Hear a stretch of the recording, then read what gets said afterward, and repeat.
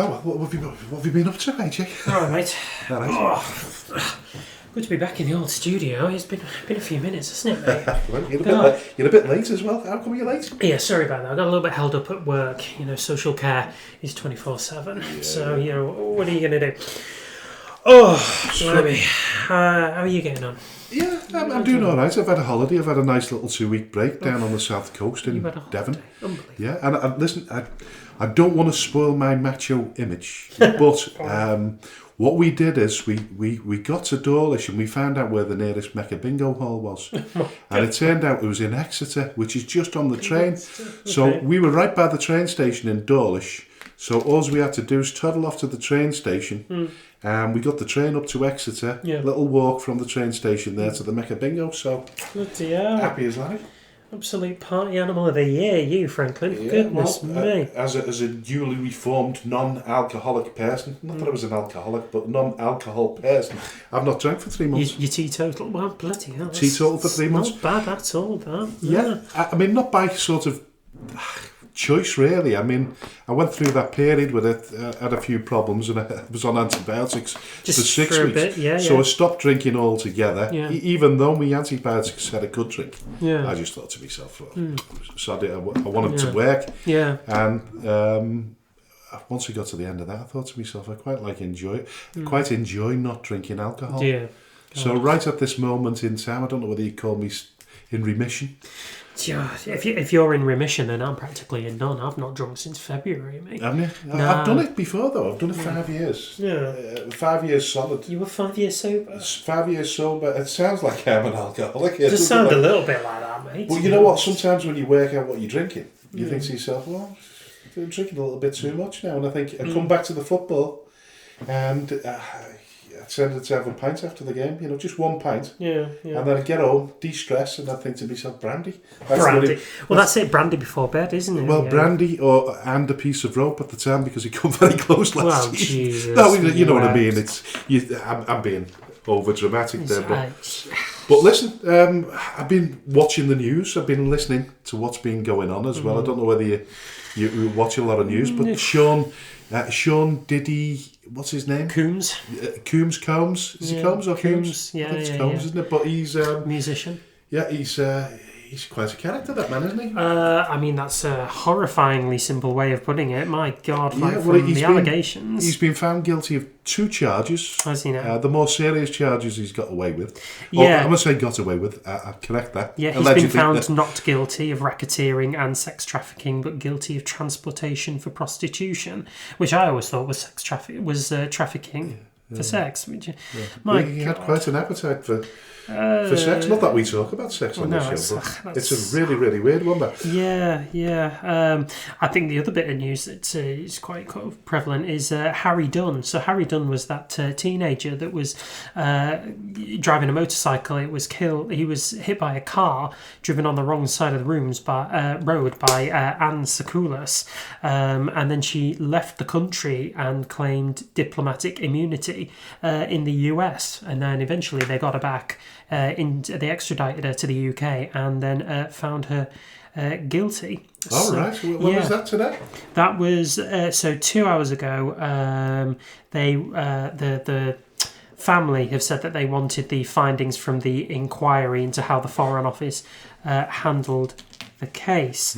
So what's likely to happen to her now? Is she going to get a custodial? Well, I'm having a look now. So the inquiry is expected to be announced on Thursday. It's going to be chaired by the former chief of prisons.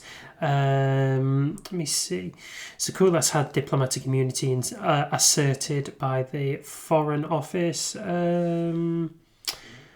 God, doesn't actually say. Well, look at that. In terms of Piddy, whatever his name is. P. Diddy? Yeah. Is he likely to get a custodial? Or is he out? They're not sentencing yet, are they? No, he hasn't been sentenced, but the charge does carry it. It carries a 10-year maximum prison sentence. But he's not likely to get anywhere near that because he's never committed it. He's not. Or he's never been prosecuted hasn't. for a crime before. This is true, yeah.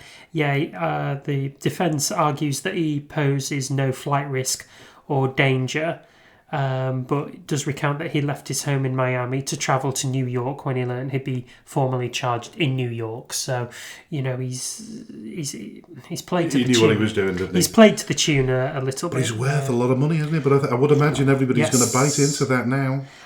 Well, not without good reason. But he's likely to be released on bond, says a law professor, which is... Of course, you'll all know this news because it'll be old news by the time. It will be old news by the time, yes. Moving on to lighter matters, I got a new dog, Brody. I was going to mention that, Brody. Yeah, Brody is the newest... I upset you the other day, didn't I, by suggesting that you might have named it after Richard? After Richard Brody, the man who I met once. Yeah. So, Richard, if you're listening, he didn't name it after Brody, but hey... It's the different spelling. It's still called Brody. He is still called Brody, still making an absolute nuisance of himself. I caught him eating my breakfast this morning. I left the room for all of 5 minutes, come back, he's on the kitchen counter eating my eggs. Absolutely unbelievable.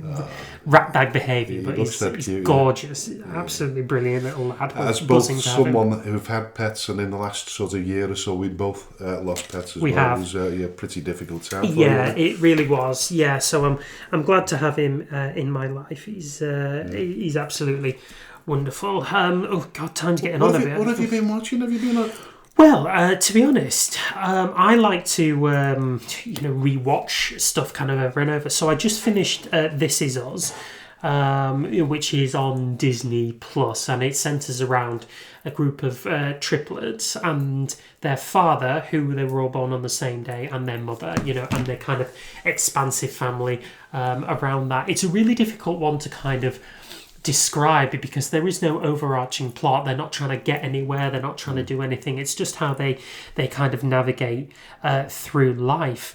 But it's a really entertaining watch, and it's got some kind of deeply poignant moments into it.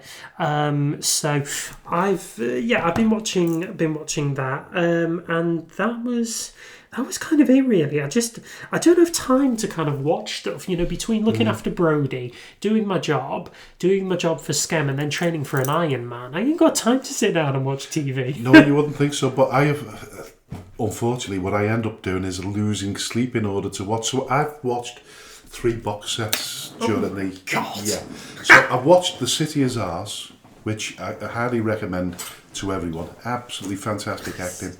I think it's a Scouse. Yeah, it's about Liverpool, right? It's about drugs in, drug gangs in Liverpool. And then I watched.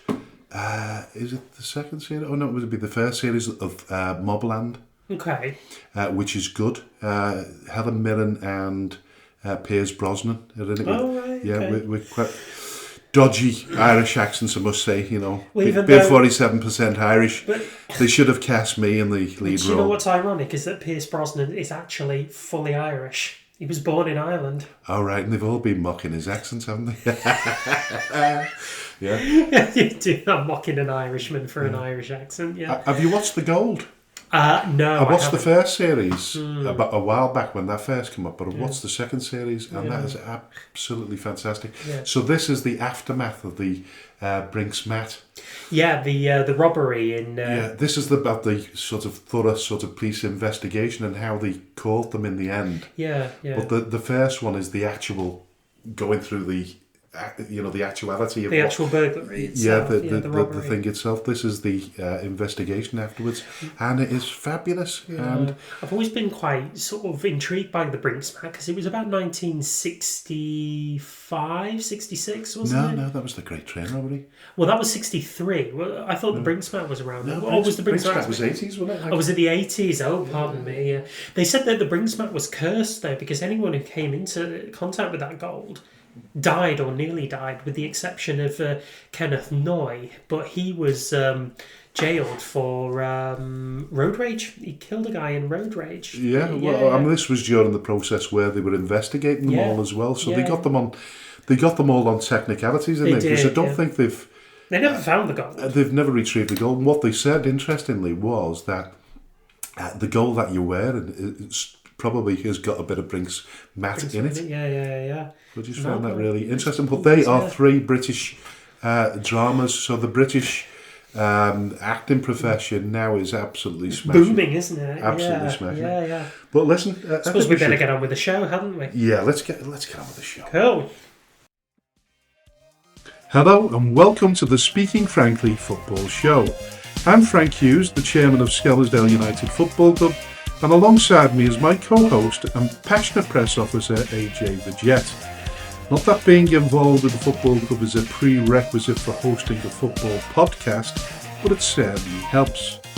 We are ready to dive headfirst into the vibrant world of non-league football in the Northwest, and we might even take a moment to discuss some of the bigger headlines in the sport. We'll explore life in the Northwest counties, bring you interviews with well-known faces in the league, and analyse how local teams are performing while making bold predictions for their upcoming matches. Nothing is off the limits here. We'll be diving into all kinds of topics, including complicated refereeing decisions and regulations that often leave fans perplexed. We want to hear from you too. This is your show, so don't hesitate to reach out with topics you want us to tackle. Let's get this conversation started and enjoy every single moment. We are speaking frankly.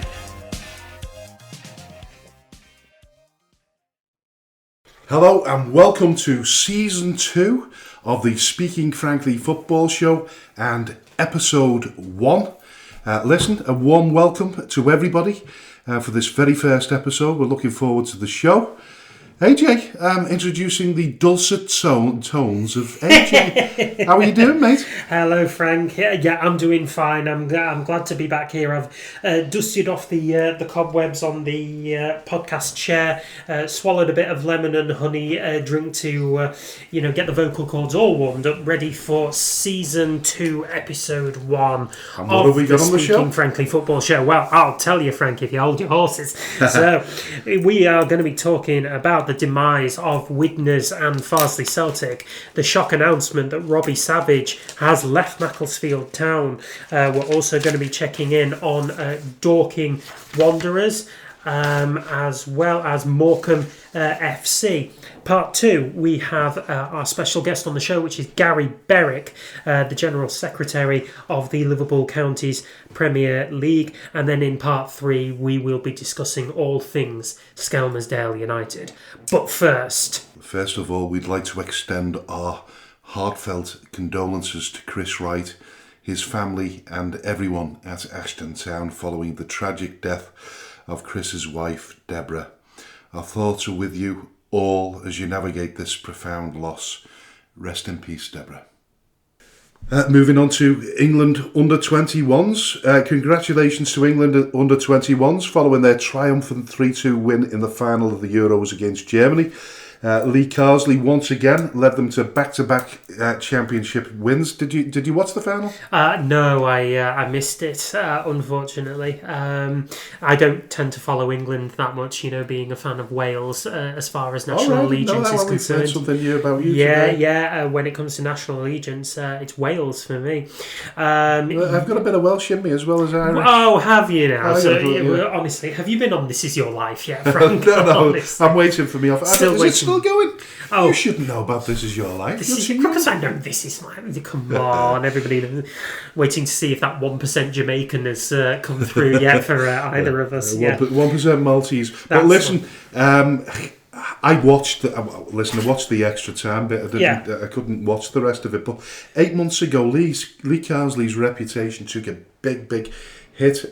He had that sort of interim period where he was looking after the first team, and then it all went he was doing really well. I think he won 5 of his first 6 games, and then he went and played. Was it Greece? Yes, it was Greece. Yeah, and then that scuppered his chances of taking on the full-time role. But credit to the man, because he actually took a big risk and he was prepared to do it. Yeah. I think on the bigger stage, it's unfortunate you can't really get away with that. But then he took a few risks in the Euro finals himself, and they lost against Germany. in the qualifying rounds, and then he's managed to turn it around, and they've won it. Yeah. So the man must be doing something right. It begs the question: Are they getting the right opportunity? Because already now, the first team manager Tuchel, is it? Thomas Tuchel, yeah, he's not quite got there yet, has he? No. But I mean, you show me a manager that ever kind of hit the ground running with the England team and then kept that train going. Who would you say ever did? I mean, Terry Venables. He seemed to be a very, very popular manager, didn't he? I think his affable sort of character got him away with the odd. I would have said Bobby Robson. I would have said Bobby Robson. But originally he didn't. I mean, he got that. Mind you, there was also Graham Taylor as well, wasn't he? Well, yeah, Graham Taylor in the 2000s era as well. I mean, Sven, to his credit, he was never terrible. He was just underperforming, I suppose. So I think it's a horrible job. Horrible. Being England manager is probably the most difficult job in world football, alongside being the Real Madrid manager and the Manchester United manager. So who takes the England job now? We obviously know Tuchel's there now, but what kind of character takes that kind of job now? Are they desperate to get back involved with football? You'd never see a top class coach now leaving, say, Manchester City or Liverpool or Everton. If Everton would, I'm an Evertonian, you can tell. Yes. I'm assuming they're going to be really, really good now that they're in the new stadium. But what I'm sort of alluding to is the top teams in the Premiership and even further abroad. They're not going to come and join England and become the manager, are they? No, it's quite rare that you see that. I think Fabio Capello was the last one who, switched a big team to go to take the England job, and that was in 2008. And I think he'd been at Juventus and Real Madrid. He'd done really well with both of them, and that was his first foray into national management. But again, he was another one who never got off the ground with the England team.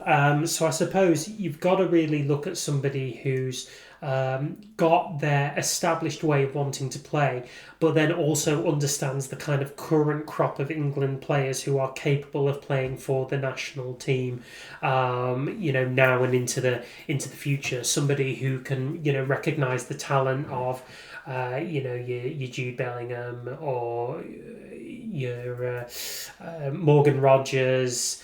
Didn't you feel as though Gareth Southgate was doing that in essence? He was bringing he was trying out a lot of players, wasn't he? He was trying out a lot of players, and I think he made some really good discoveries, along the way. I think, to his discredit though, and I think that this was something what kind of dogged him in his last tournament, was that he was accused of playing way too defensive for the kind of attacking prowess that England have, and enlightened in that is Bellingham, Harry Kane.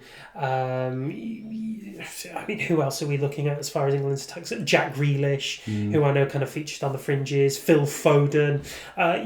These players, and he had to try and fit them all in the kind of formation that would allow them all to play to their strengths. They all have the same difficulty, though, don't they? I mean, back in the day when there was, Gerrard, Lampard, and who was the other one? Scholes. They all had the same problem. They did all have the same problem, yeah. And Ericsson addressed that by putting Scholes on the left of midfield, and it never really worked. And so he retired in about 2006, 2005, something like that. But it's said quite often now, isn't it, that players are getting in the England team, staying in the England team purely on popularity rather than form. And I think they've somehow, listen, anyway, that's for another argument. They've got to learn to correct that. But congratulations to England under-21s. And Lee Carsley. And Lee Carsley. The Lionesses start their Euro Championship campaign soon. I don't know when it is. They do. I think it's in about...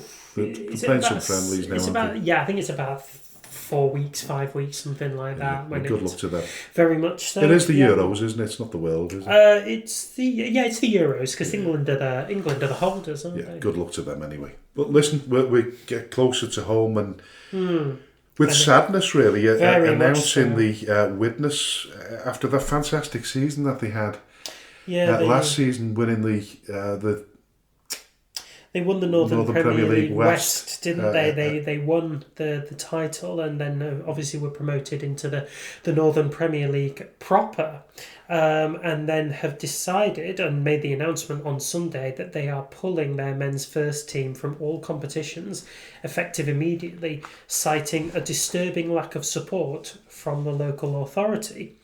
Now, the decision sent ripples through the footballing community in senior football in the town, left reeling from the announcement that they won't be competing this season, and a lot of sharp criticism being directed at Halton Borough Council, who have been accused of showing a lack of will and support. Listen, we already knew that Michael Ellison and several key players had already left because one or two stakeholders had withdrawn their financial support, so we knew it was going to be a difficult season for them.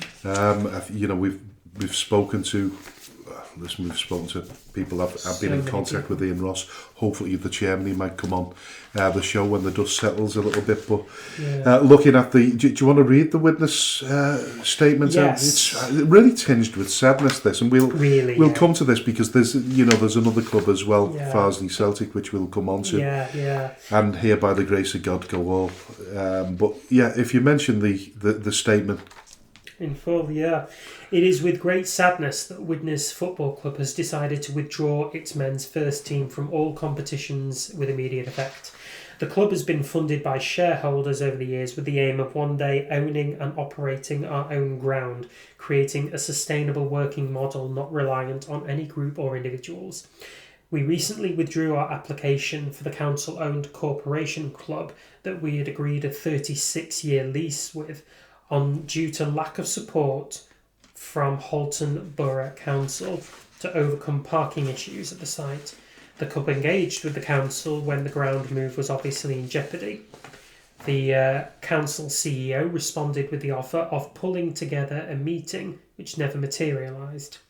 The club did, however, meet with the council executive officers and laid out short-term and long-term needs. We felt at that meeting that we had made headway. Since then, the club has only received contact to confirm what we had discussed during our meeting.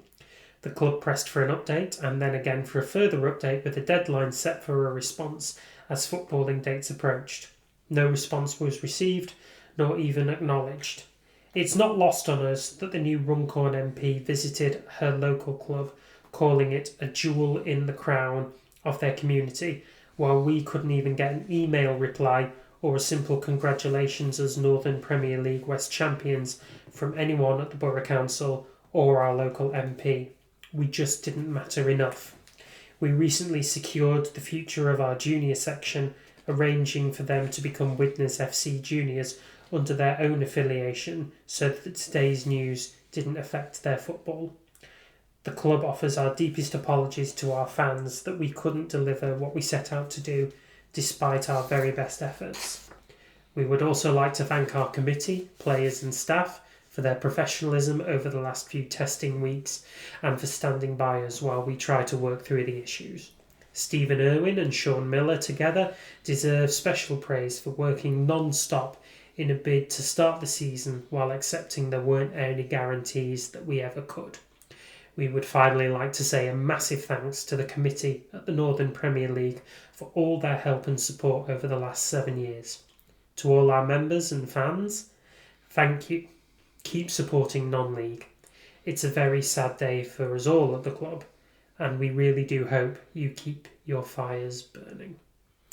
That is really sad. Yeah. That's you can tell that whoever wrote that was, overcome, with the emotion and the sadness of the reality of what it was that they were writing. That is not a professional, by the books statement. That is truly, properly from a broken heart, and that's gutting.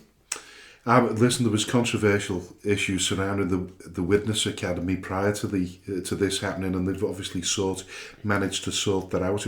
Ian Ross was quite vocal about the fallout. They appeared to resolve that particular issue, only for the mother of all explosions to blindside us all. But from a financial perspective, we mentioned that stakeholders are pulled out, but the Widnes, the council are charging £2,000 a game.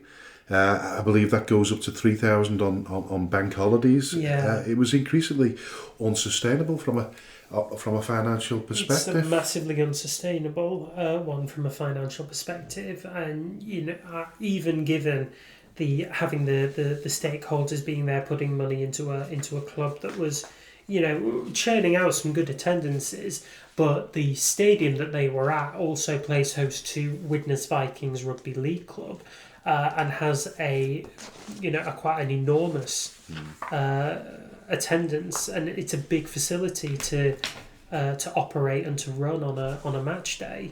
So it was going to always be a huge kind of weight to carry.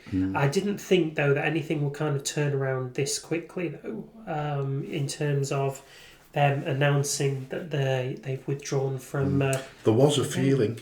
Was there a feeling? Yeah, there was a feeling that news was sort of going round, that, there was a possibility that they'd withdraw. I don't know at which stage that decided to do it, but listen, they were obviously trying to get their own roots in Widnes and establish their own stadium somewhere. As we can tell you, that is very much easier said than done. Far much easier said than done, but you do have to then question whether the Widnes Council, County Council, whatever they are, whether they've they've helped, whether they've offered to reduce the cost of the rental for the stadium, which could have helped. I don't know, but listen, we'll hope to get Ian Ross on at some stage and give us a little bit more in-depth knowledge to what's happened there. But hopefully, they might just be dormant. I mean, for now, I think it happened to Droylsden a few seasons ago. They withdrew and reset and came back stronger. Yeah, Macclesfield and Bury, also high-profile names that have dropped down through the divisions to start again. I think it'll be more difficult for Widnes just purely based on the fan base. The fan base is not huge. It's not, but you would hope that they would be fervent and loyal. I can't see any of them turning out to support Runcorn Linnets anytime soon. I don't see that happening. Rivalry-wise? No. Rivalry-wise, yeah. It's like you going out to support Liverpool and pulling on the red shirt, even though you sort of bleed toffee blue. Come and watch Skem next season, by all means, while we're at the Marine Travel Arena Stadium. Well, there is that, yeah. Yeah, come and watch us for the time being until you reset and you come back again. So listen, best of luck. I hope something good comes out of what is a really, really bad story. But listen, Farsley Celtic, we've featured them on the show so many times, and then when it looked as though... Listen, we had Paul Barthorpe on the show, and he was very open and honest. So we have 100%. To take his word for what he said. Yeah, we were one of the only podcasts to be able to pull Paul Barthorpe on the show, and I think it became one of our biggest rated shows in terms of listenership. It's massive even now. It still attracts new listeners all the time. Stunning. I think we have probably about 4 or 5 different listeners every day coming on to listen to that story. Why on earth? And they'll probably start listening to it again now because of what's happened. But it looked as though matters had been resolved. Paul Barthorpe steps down. Yes. Seemingly, what people judged was that the people that were running the football club were friends of his, so there was no... The feeling was that the issues weren't resolved and it was still his stadium. So then David Stockdale becomes the manager and then eventually agrees a deal to take over. And buy the club, yeah. And that's all gone through as far as we know, hasn't it? It absolutely has, yeah, but times have taken a very difficult turn for Farsley Celtic. So last season they were relegated from the National League North, was it? Yeah. National League North, yeah, which is the fourth, about the sixth or seventh division in the Football League circuit. What has then happened is they have voluntarily stepped away from there and been reinserted into the Northern Counties East Premier Division. which is 2 divisions below them, the National League North, in the midst of the club losing its licence to compete in steps 1 to 4 of the pyramid. Listen, just to backtrack a little bit there, the deal hasn't gone through just yet, and that might be... With Stockdale? Yeah. Right, yeah, so it's still progressing, but he's nonetheless, I think last we heard he was committed to rejuvenating Farsley Celtic as much as he could. However, the club now looks likely to be stepping away from first team football completely. So in a statement, the club has said the decision has not been taken lightly and comes as part of a wider strategic review of the club structure amid ongoing developments regarding a proposed takeover. Given the current situation and the transitional period we are entering, it's been determined that stepping back from Northern Counties East League competition is the most appropriate course of action at this time. All relevant stakeholders have been fully consulted throughout the process, and their views have been considered carefully in reaching this outcome. There appears to be a light at the end of the tunnel, but the way we are talking, until this takeover is ratified, then you have to question when and how they will return to competing. I wonder whether, given that they couldn't manage it at Northern Counties East, whether they'd have to go to amateur football. What do you think?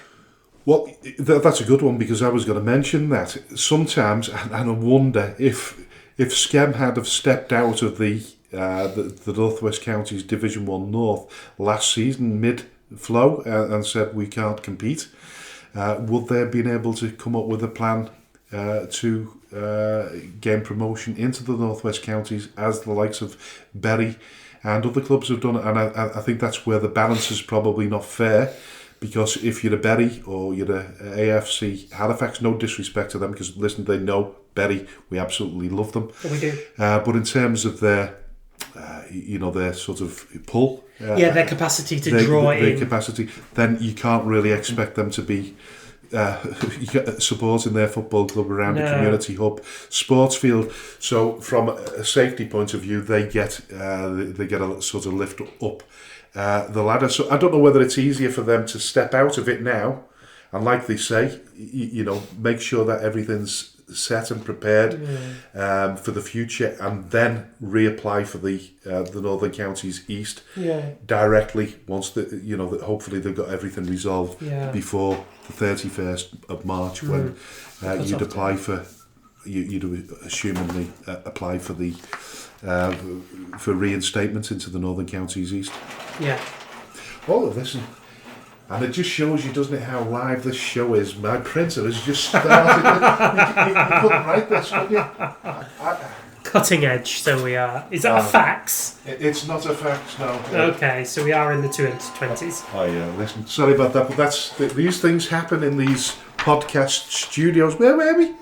We were before that's so rudely interrupted. Well, we just I think we'd sort of finished talking about Farsley Celtic. Really, listen, best of luck to them. But we certainly had. Once again, we can only reiterate the fact that we look at those two particular clubs and what's been going on with Skem in recent years, and we have the greatest of sympathies for them. We absolutely do. But listen, we're going to mention another club before. I think we should switch this one before we go to Macclesfield. All right. Morecambe could be the next victims, couldn't they? Yeah, they might well be. Nobody seems to have taken any notice of this until the last 24 hours when it's become crucial, because what's happened is there was a potential takeover. It's not, they've been given the ultimatum today that it needed to be done, otherwise they would be informing the administrators, calling them in and getting them to sort the club out. So I don't know at this point, we'll probably know more by the time this show comes out, whether Morecambe have got their together. Yeah, absolutely. So it's a really difficult situation for all concerned with Morecambe Football Club, as their kind of existence at the professional level kind of teeters on a bit of a knife edge, really. They were trying to get a takeover completed, but it's the board of directors have issued a statement the other day, and it says, following further discussion with Jason Whittingham this afternoon, Jason Whittingham being the chair of the Bond Group Investments, it is apparent to the board of directors that he is, for some reason, stalling for time and attempting to drag out what is a truly horrible situation and decision for as long as possible. We must emphasise that this is without providing the board with any substantive or convincing reason for us to responsibly delay triggering the administration process. The board of directors have, this evening, informed Jason that administrators will be called at the earliest opportunity tomorrow morning. Jason still has the chance to do the right thing, agree to sell his shares tomorrow morning, but that opportunity expires once and for all after that. So a very straight and to the point statement made by Rod Taylor on behalf of the Morecambe Football Club Board of Directors. That being said, a statement was issued by Jason Whittingham just afterwards, and I'll read that to you. There is no doubt that the club is in a precarious position and is at crisis point. We appreciate the stress this is causing for all connected with Morecambe FC. As majority shareholder, we are making every effort to resolve any issues that have arisen and are working to protect the best interests of the club. Bond Group Investments has started the process to dismiss the board of directors with immediate effect in order that we can take control over the situation, giving us the required additional time to ensure that the club has the best chance to avoid administration. We hope the board of directors put the interest of the club before any personal grievances, and during this delicate time of negotiation to save the club, refrain from their propensity of issuing negative comments. The notion that Bond Group Investments is stalling is not true. Bond Group Investments need to ensure that any transfer of shares in a sale is done in a way that holds no recourse for either the club or Bond Group. The safety of the club's future is paramount. Our focus today is to work to find solutions to resolve the matter of staff salary and the sale of the club to avoid administration at all costs. The staff, players and management team at the club have all been notified, as have the National League. We will be communicating with the Supporters Trust. We're deeply sorry for the distress and uncertainty this is causing. Our next communication will be tomorrow morning to confirm the outcome. Yeah, it's another case of mismanagement at the sort of higher levels of non-league football, and they've had the problems historically, haven't they, Morecambe? It's not the first time they've been in these difficulties, and then of course they managed to build this magnificent stadium, and I believe Tyson Fury's gym is in one of the stands, underneath one of the stands. I might be wrong on that, but well, you would certainly hope that a man of his monies would invest within the local community and the local football club. He's often seen running along the promenade, in training for his fights. Yeah. So you'd hope that he'd sort of become more part of the community. That being said, I think this is really irresponsible from both Bond Group Investments and by Morecambe FC to make this more of finger-pointing exercises than actually getting down. You would hope that the only statement that would be issued at this time would be the one to determine the outcome of Morecambe FC, whether the shares have been sold, whether the administration team has been called in, to kind of resolve this uncertainty. But to kind of just engage in a finger-pointing situation, it's not helpful to anybody, and I think it only serves to anger the Supporters Trust and the fan base themselves into actually, objecting to both their courses of action as just being flippant and irresponsible. And you would hope very much that sooner rather than later the future of Morecambe Football Club is secured and they're able to continue playing. And if they do, they'll be playing in the National League Premier Division next season, won't they? Yeah, they. I think they were they relegated? They finished bottom of the League Two.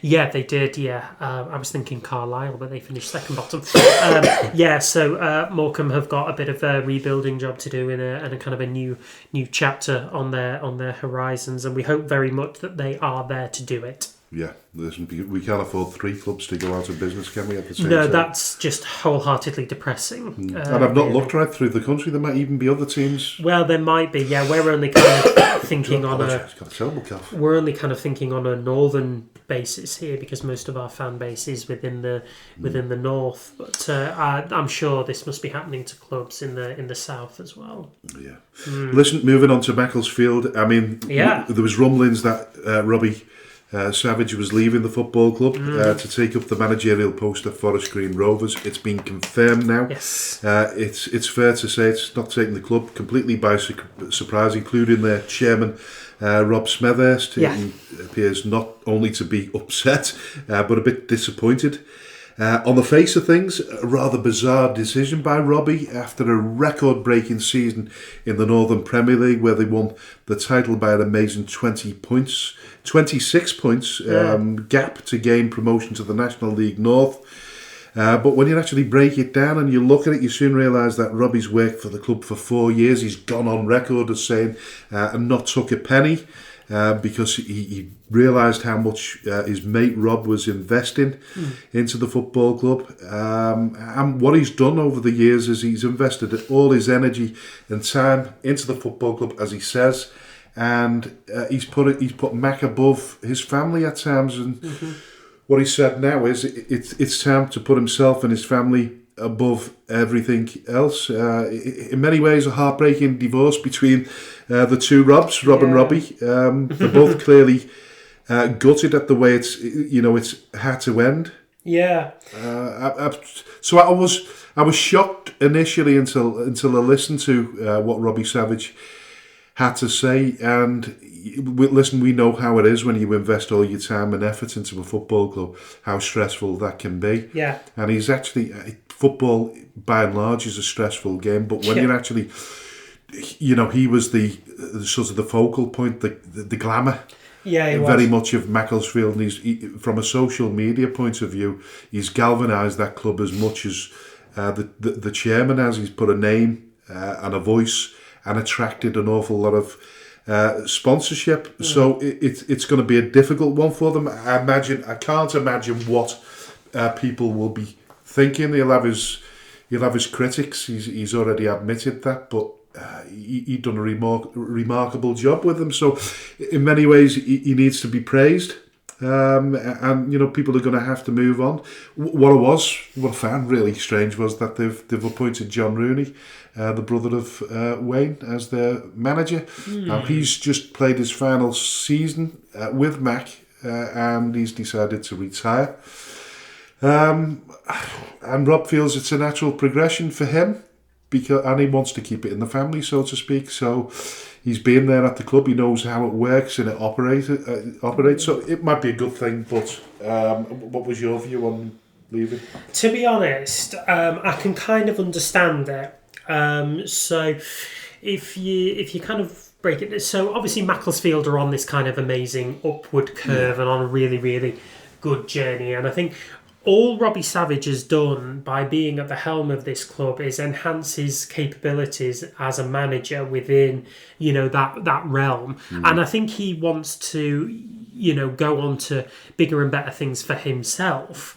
Having dedicated 4 years of his time to Macclesfield and, re-galvanising the club, as you say, putting a prospect to their name, bringing in a load of sponsors, having a really nice stadium to play in as well. He's done so much for this club, and he's finished on this really good high. And it's not even the case that he feels like he he can't take the club any further. But Robbie Savage is looking at Robbie Savage right now. He's not looking at Macclesfield. Forest Green Rovers were playing in League One about 3 years ago. Back-to-back relegations? Back-to-back relegations, yeah, unfortunately. And they finished in the National League. They finished third. Okay, so they were within the playoffs. And didn't get there, unfortunately. But it does show that they are, on that outer reaches of the Football League circuit, the Football League proper, which, as any manager will tell you, is exactly where they want to be. You want to take your own capabilities as high as what you can. And I think Robbie feels this is a natural progression for himself to go from a club that's sitting in the midst of the non-league pyramid.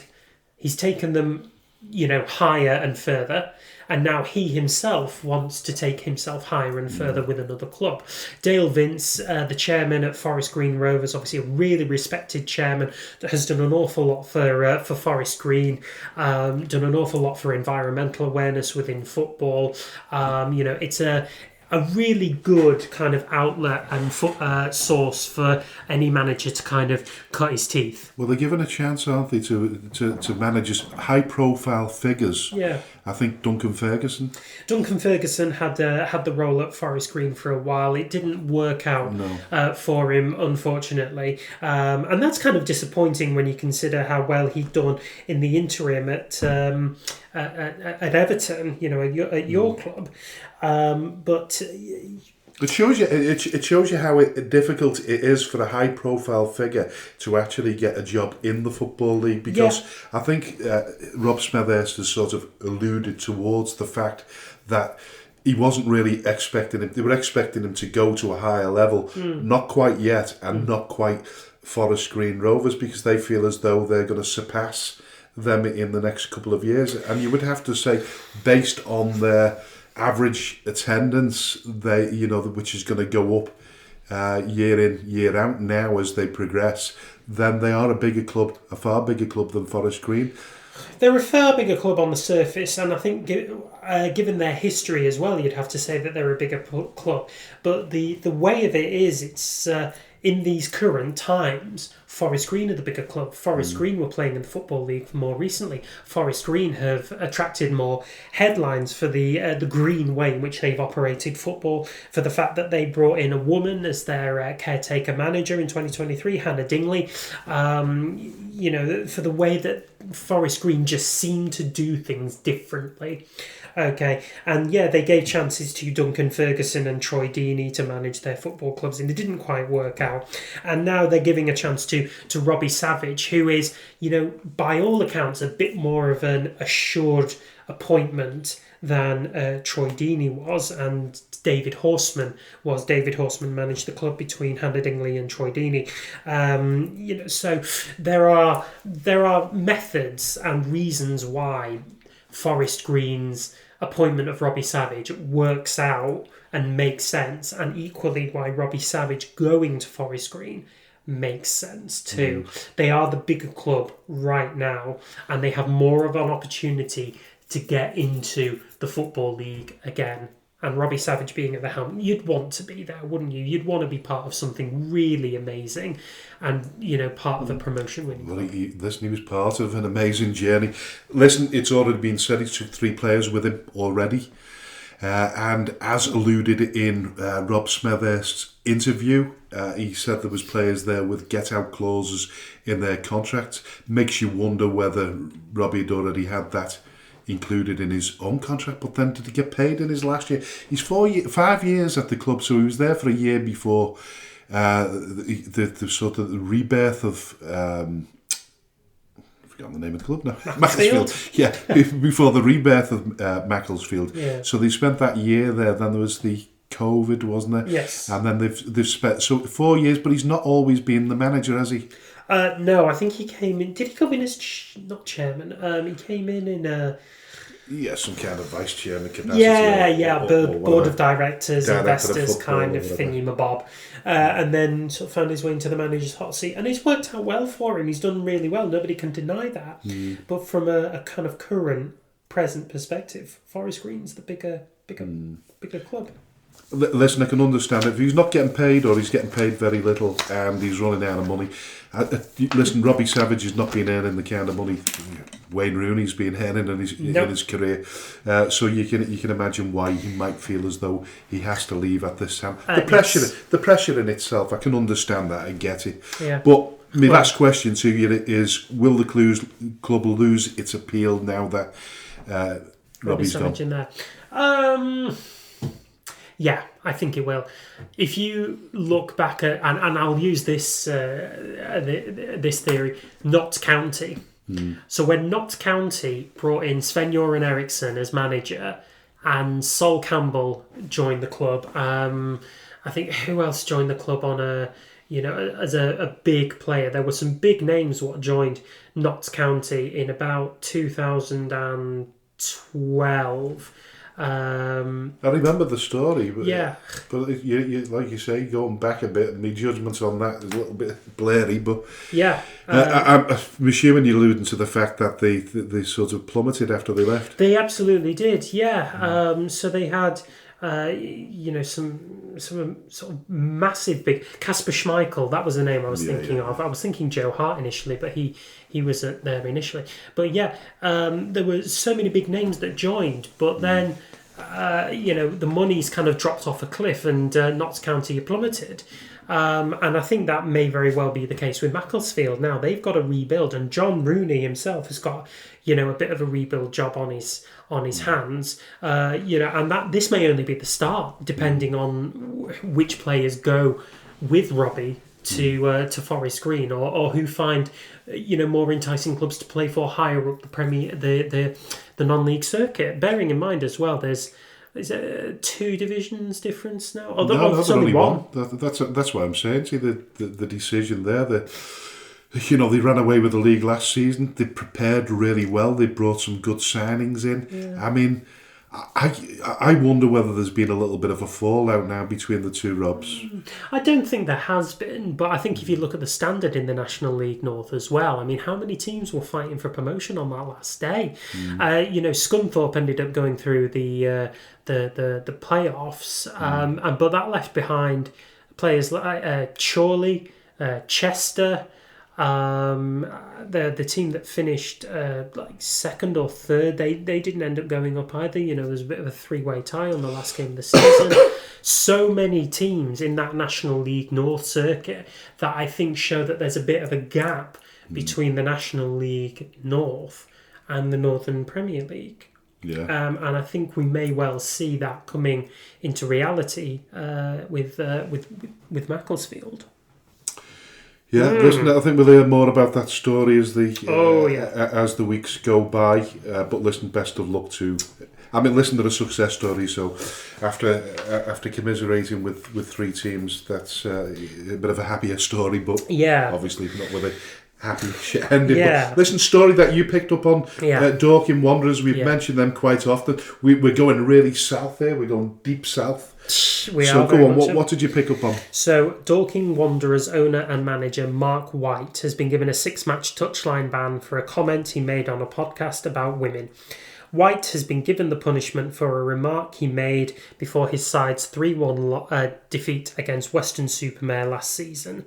Speaking to the Under the Cosh podcast before the fixture, in reference to his disciplinary record, he said, "More women refs now are ones that you have to deal with, so you have to pay a bit more respect. You have to pay a bit more respect, like helping them park."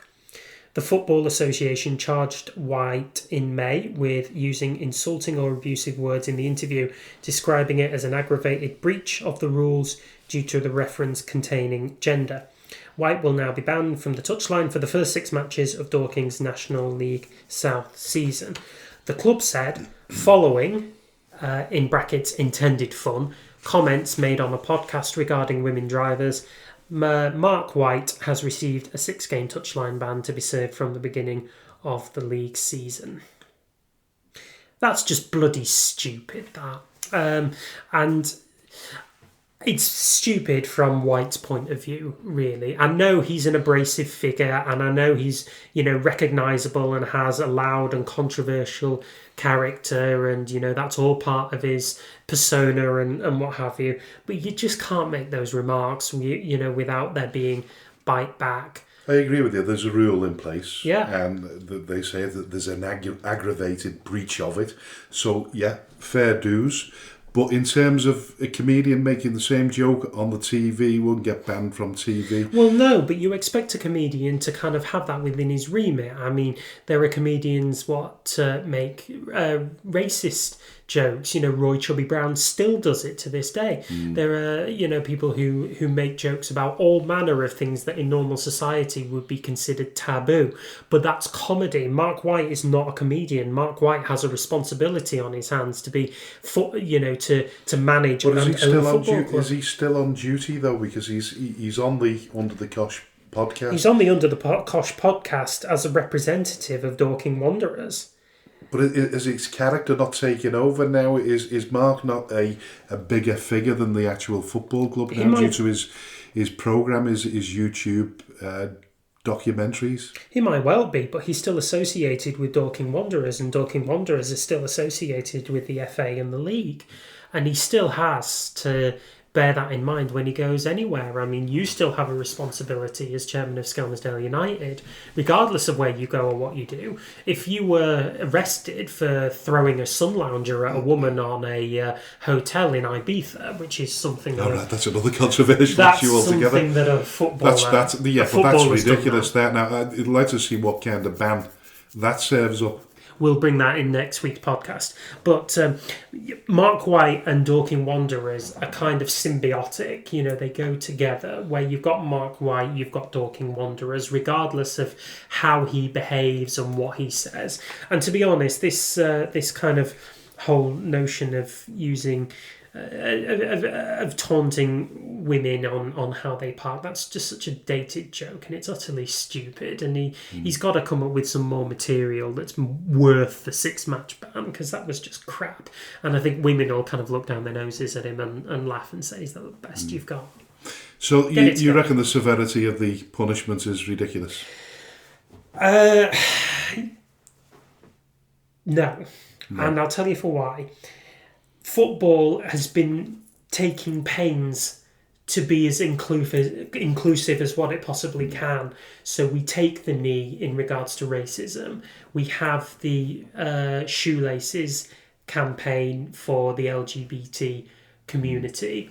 We have players going out and visiting hospitals and visiting children who've got disabilities and things like that. We're trying to be as open as and inclusive a sport as what we possibly can do. We've got women who are refereeing and running the line and being pundits and being managers and what have you. Women are increasingly becoming more prevalent in men's football. And, for him to kind of do that is just kind of representative of a very decadent character, and I think the Football Association have to be shown to be making an example out of him. Exactly the same way as if an abrasive figure like Joey Barton were to say the same thing. It'd be no different. Do they not put him on some kind of course? You would... Well, I mean... Do you really need a course in how to treat the opposite gender equally? I think some people do, obviously, don't they? Because you hope that he won't make the same mistake twice. But listening to or reading what I've read, he's, according to his Under the Cosh interview, he's claimed he's been banned from 12 stadiums. I don't know what that is for. Is that as a direct result of what he said? Or? No, that won't be since. That'll be because of his combustible attitude on the touchline, I should think. Yeah, that has nothing to do with what he's just said on the Under the Cosh interview. I think that's just as representative of who he is and how he acts on game day. So he's got to do the time if he's going to do that kind of crime. Oh, listen, totally agree with it. It's bang out of order. He should know better. Yeah. But how do you rehabilitate these people, these idiots? Can you rehabilitate them, or will they carry on making the same mistakes all the time? I don't know. Maybe talk to his wife. That'd be a good start. Yeah. Egypt. Yeah. Listen, anyway, Dorking finished 6th in the National League last season and lost 4-3 to Boreham Wood in the playoffs. Yes, so they'll be looking to kind of make that run to the National League South playoffs or automatic promotions again this year. But they'll have to do without him for the first six matches. Well, maybe they'll get a bit of peace and quiet on the pitch. You never know. Yeah. Listen, that rounds up the first part of the show. Yeah. In part two, we'll be speaking to Gary Berwick, who is the General Secretary of the Liverpool County Premier League. Don't go away. We've got a short interval while the adverts take place, and then we'll see you after that. Special shout out to all the businesses that support Skelmersdale United Football Club, Origin Sign Company, T&W Garners, 7PDS, Skem Express Cars 5005, Lease Car UK, RNB Auto Centre, SB Skills Solutions and Hey Presto Web Design. Thank you to everyone who donates to the club, supports our race nights, raffles and the lottery bonus ball scheme. And, of course, the last man standing. A special thanks to those who organise these fundraising events, especially the incredible Lee Davis and Lucas Bergquist. To all who stand by us both on and off the field, we are truly grateful. If you wish to sponsor the show, please contact me at chairman.skemutdfc@gmail.com or call me on 07766 054 548. All proceeds will go to Skelmersdale United Football Club. Thank you for your unwavering support. Hello and welcome to the second part of the Speaking Frankly Football Show, and a warm welcome to Gary Berwick, who's the General Manager of the Liverpool County Premier League. Hi Gary, thanks for coming on the show. All right. I think General Manager, Frank, probably a couple of stations above where I am. I'm actually the League Secretary. Oh, listen, I'll tell you what, I just realised that when I said it. I don't know whether to cut that and start again or just add to the flavour. No, we'll add to the flavour. No, you're all right. It adds to this video, and I'm quite happy with the phrase General Manager. I'm not sure the Chairman will be very happy. Apologies. I don't even know why I said that, because I've got the script here and it does say General Secretary, but listen... We had the full first series to get these mistakes out of the system. We like to elevate people's positions anyway, so listen. Oh, I'm impressed, Frank. I'm sitting upright on the couch here now. Good.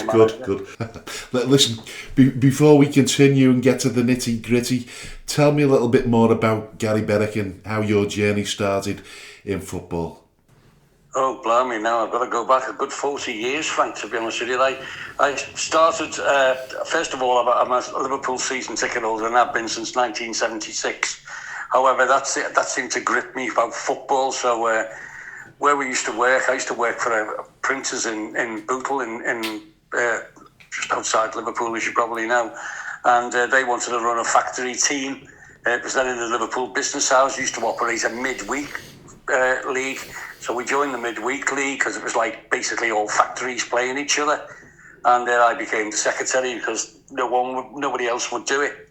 So we got going and we lasted for about 5 seasons, and then everybody just got a bit old and we didn't really replace. And unfortunately, we were in the middle of the 1980s depression, and I won't go into politics and everything else, but nobody was getting recruited into the industry at the time. So the football team just collapsed. But Harry Rimmer, who was then the chairman of the business houses, I always remember him saying with his big, deep voice, he said to me, "Do you think you're packing in, Berwick? You're joking. You're becoming a referee." So I ended up taking the course and passing refereeing, and I loved it ever since, and started refereeing about 1988, I think. And I've been refereeing ever since, and from there it's just progressed itself, to be honest with you, Frank. I then joined the Business Houses Committee because they obviously wanted me to do something and put something back, which I was happy to do. And then I left the Business Houses Committee because I'm not saying I fell out with them, but I just decided that, that I didn't want to do that anymore. I'd give it all up, just carried on refereeing, and then what happened was the referee secretary of that then Zingari League unfortunately passed away, and so the referees, being the referee, said to me, "Well, you'll have to take that over." So I took it over in 1998 and carried on until the merger with the Liverpool County combination in 2016, and the two committees agreed that I should carry on being the referee secretary, and that was the case. I got fixtures added to the referee secretary about 2009. And then I think, as I put in the brief email or WhatsApp to you, Frank, a couple of 3 seasons ago, unfortunately, Ian Munro, who was the league secretary from its inception of the merger of the 2 leagues, unfortunately got a quite debilitating disease and had to step back. So it just coincided with me retiring from the council, COVID 2020. So they asked me to take it over as an interim measure, and the interim measure is 5 years later. Here I am. And you touched on it there about your referee, and how important has that sort of featured in your position as the general secretary of the league in terms of discipline? Blimey, that's an interesting point. We have a separate discipline committee who's chaired by, and the chair happens to be the chair of the league. It was Pat Farrell. It's now Steve Goodall. Pat stepped aside a couple of months ago. So my role in that as a discipline is just to take the minutes of the meetings and clubs that come before us. The league has a very, very, I'd like to think, a very strong discipline committee. We operate a point system similar to the county FA, and when clubs breach what's called 25 disciplinary points, the disciplinary points are allocated by the county FA when an offence takes place. So if you get a yellow card, Frank, I think you get 1.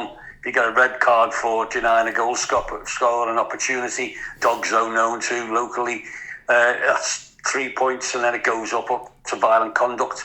That can be anything from 6 to 20 points, and then there's all the other infringements, failing to control the line, mass pitch invasion, so on and so forth, up to and including assaults on referees, and they all add up in points. The FA has a structure of the number of points that can be issued by discipline committees, but once it reaches 25, each club has to appear before the league discipline committee to explain itself.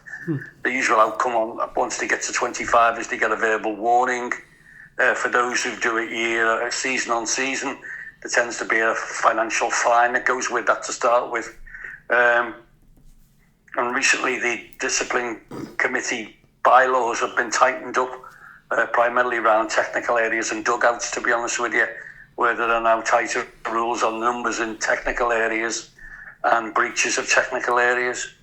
Is it a little bit more difficult in the Liverpool County Premier League because a lot of the stadiums are easier to access, aren't they, than some of the non-league grounds, say in Step 6 and above? Yeah, you're absolutely right, Frank.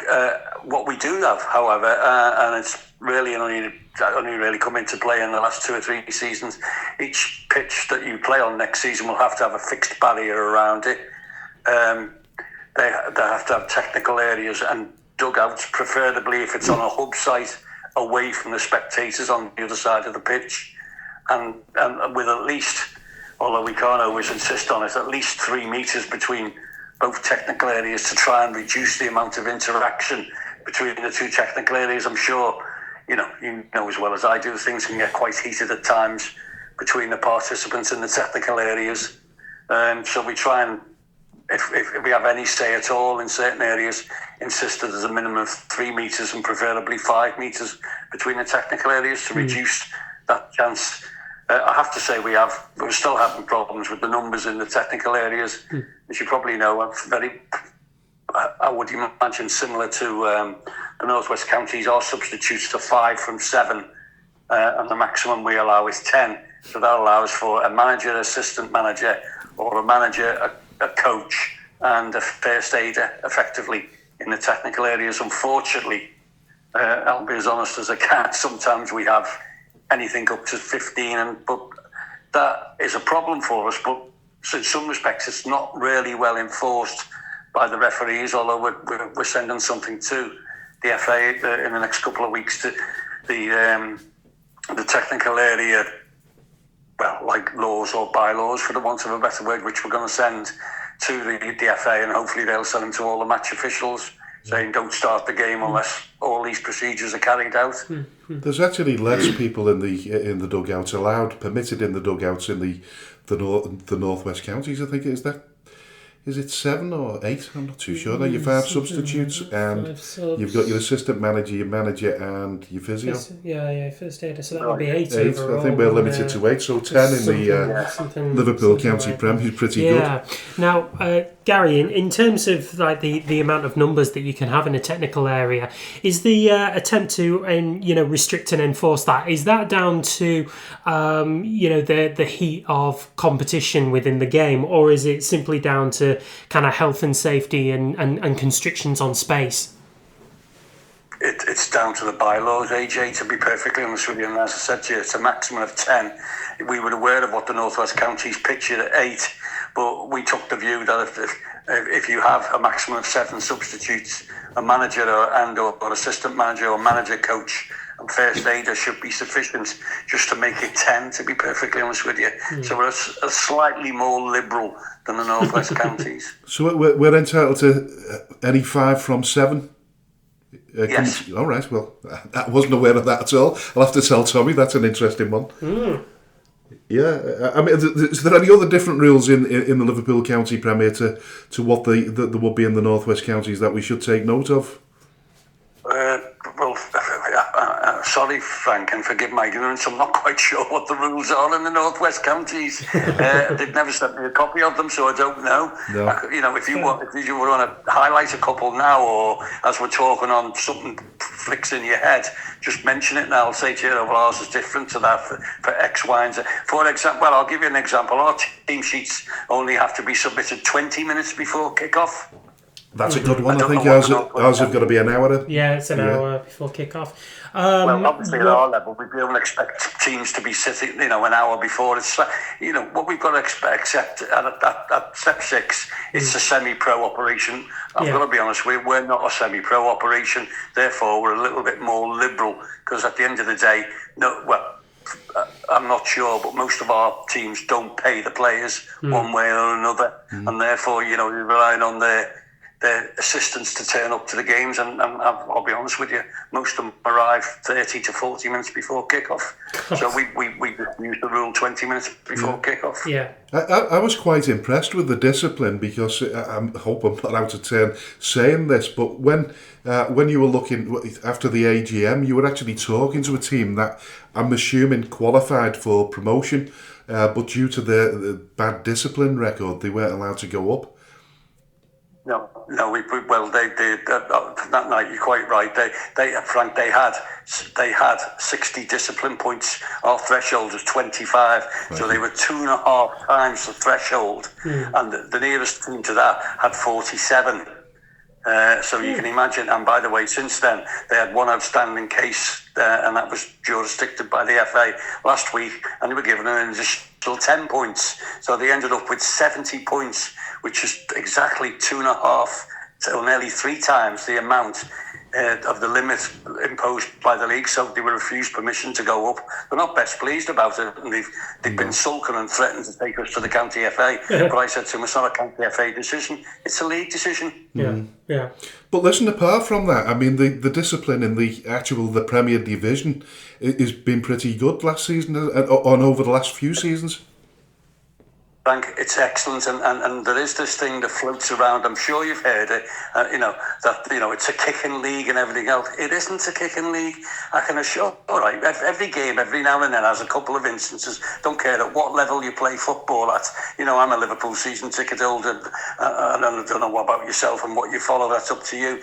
But it even goes on at Premier League level. There's always going to be issues on the field of play. Our discipline is good. The problem we've got as a league is the off-field discipline. I'm talking about technical areas, dugouts, and issues after the game where, because you come from a hub and walking a considerable distance to the changing rooms, if it's a close or something happens in the game, sometimes that spills over into the position of the end of the final whistle and getting into the changing rooms. That's few and far between, I hasten to add.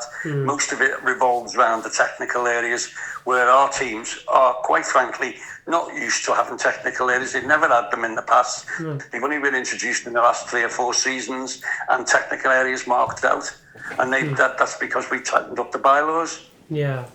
Speaking of the refereeing in the Liverpool Premier League, are you finding that there are, the referees are coming under the spotlights, in much the same way as kind of in the leagues above? I know decisions are questioned anyway, but this kind of spills over into allegations of bias and incompetence and things like that. Do you find that that's like a frequent sort of feature within the games of the Liverpool Premier League? Well, I should probably know, AJ, we share the same match officials even when you were in the North West Counties, because the North West Counties, the Cheshire and Liverpool League all share the same match officials. Yeah. What I have noticed is that the match officials would prefer, and I'll be honest with you, would prefer to do a North West Counties game rather than a Cheshire or a Liverpool game, because they can, the North West Counties carries a label with it, whether I like it or not. Yeah. And because it's semi-pro, I can understand why that label gets carried on. Yeah. So, yeah, and unfortunately, some of the match officials, only some small minority, come with a bit of a chip on the shoulder. Oh, I'm only doing a Liverpool Premier League, or I'm only doing a Cheshire League. And they come with this preconceived idea, and then all of a sudden it hits them on the nose when they actually get out in the middle of the pitch to start refereeing a game, which is, in my opinion, certainly the top six of our division, is of a standard, it's certainly equivalent of the first division of the North West Counties. Yeah, and we'll most definitely come to that. But listen, out of your 40 plus years involved in football, what's the most rewarding part of grassroots football during that period? What's been the highlight for you? Highlight? Oh, God. Well, it's probably, to be honest with you, Frank, it's probably happened in the last 5 years where I think the league, despite its image that gets followed and bandied around, has probably improved considerably. I've been under the auspices of Chairman Pat Farrell and discussions with the clubs that are members, getting them to stick together. I've been quite pleased with the way the league's moved on. I think we're far better now than we were pre-COVID, to be perfectly honest with you, where, we didn't have technical areas, we didn't have dugouts, the player, the substitution system wasn't the best, the way they operated, there's a lot of issues that have been resolved in the last 4 to 5 years since, post-COVID, that give us a chance to reorganise ourselves. Yeah, and listen, just going back into your refereeing roots. I mean, you did. I think at the end of the AGM when I spoke to you, you mentioned that the Liverpool County Premier Division is the feeder league for North West Counties and above. That's where they start the referees. Yes, they start their apprenticeship. Yeah. And do you think there's been a vast improvement over the last few years? I mean, we listen to it regularly, don't we? And of course, some managers are a bit more sort of casual about it in approach. Others take it really, really serious. And I think, as AJ alluded to it before, it becomes quite difficult for some particular managers. They always feel as though they're getting picked on. But I believe that, by and large, referees and their assistants do as best as they possibly can. Can I turn the question and back onto you two before I answer? Yeah. What's your both opinions on the refereeing standard last season?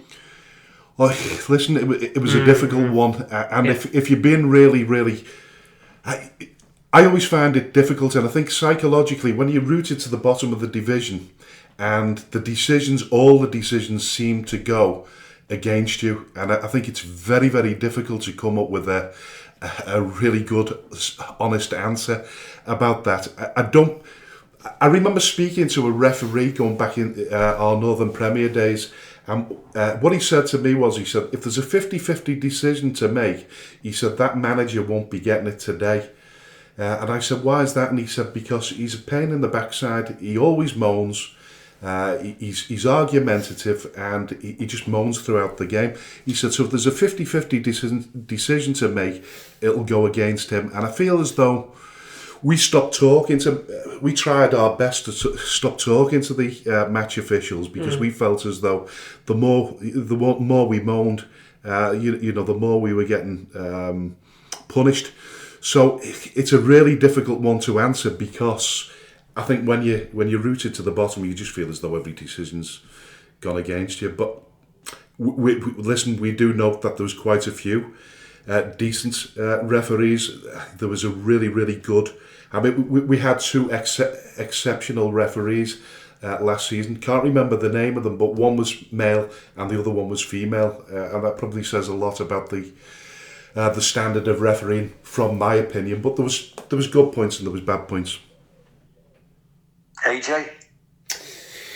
I think I'd probably echo, a lot of what Frank said. It's very difficult to kind of see the black from the white when you are at the bottom of the table, and little decisions or little moments that could have meant so much to the outcome of our season had it gone our way, but didn't. It's difficult to kind of put a positive spin on the kind of the standard itself. What I will say is that there are referees in the division who are quite verbal. They will give kind of justification to players in the most kind of menial way, and there are some who will not explain the decision. They won't engage with the team, particularly if that team is being full-throated in their communication. So I suppose for the number of referees, I think you probably always get higher class ones, and then you'll get ones whose standard needs improving. The only thing I'd add to that, by the way, is physicality and the age of some of them. I mean, we had 16-year-olds, I think, running the line. Did. And we also had referees and assistants that were physically not up to the job as well, and they take an awful lot of stick. And yet I find, by and large, that although they sort of lack the physical skills, that they make up for that in terms of what they do on the day. So it's mixed.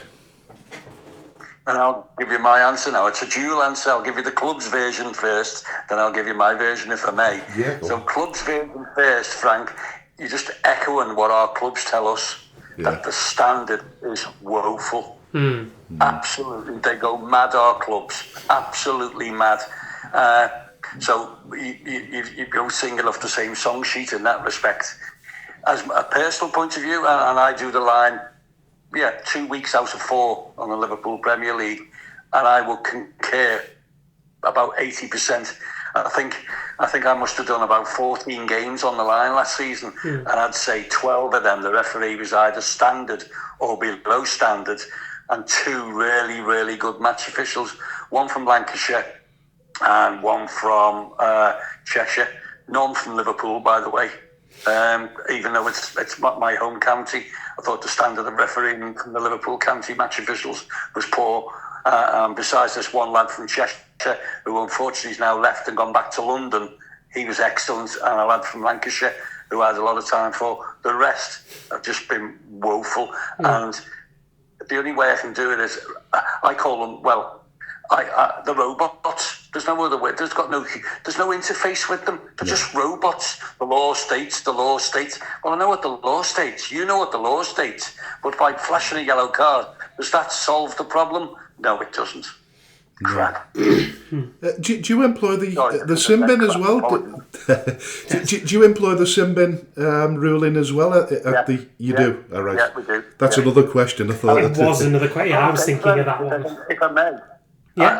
Out of the 14 games, I think one game all season operated as sin bin.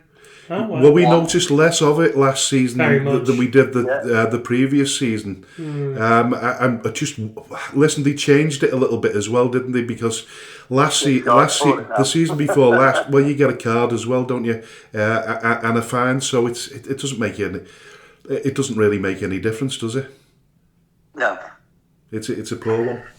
But listen, we've talked a lot about refereeing and obviously your exploits.